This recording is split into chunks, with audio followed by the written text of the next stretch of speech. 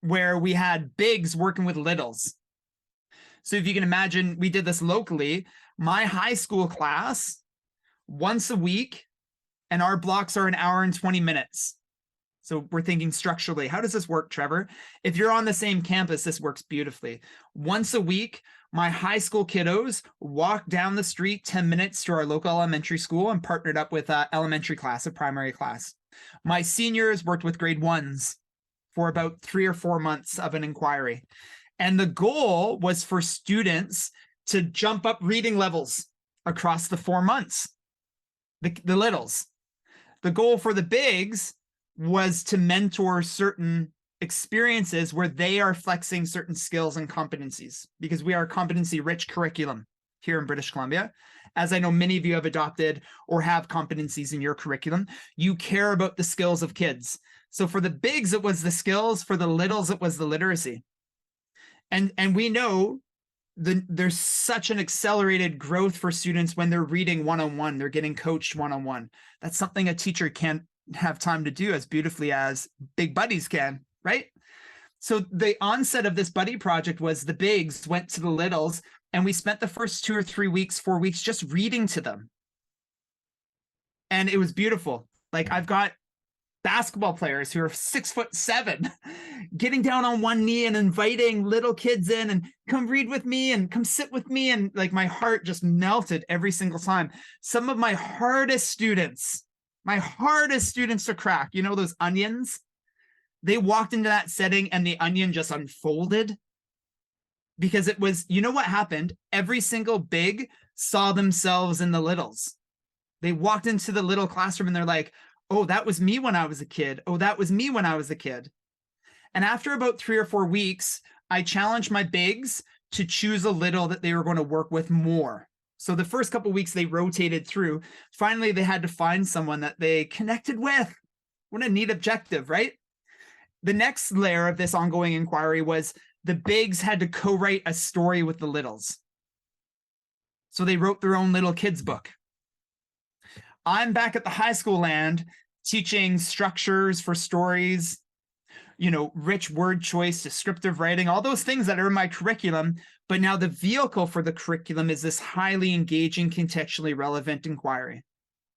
Eventually, the littles are doing all the illustrations for the story. They're co-writing it with the bigs.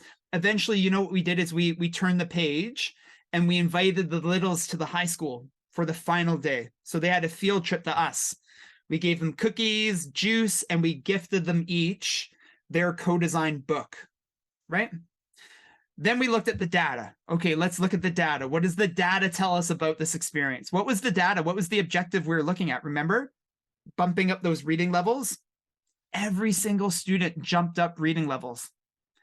The hardest onions to crack for the littles, they were talking about the buddies all week until we came back.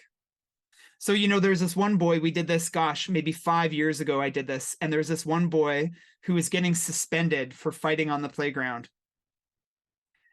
The buddy project is what we call it, the buddy project, turned the student's experience around. He was no longer fighting.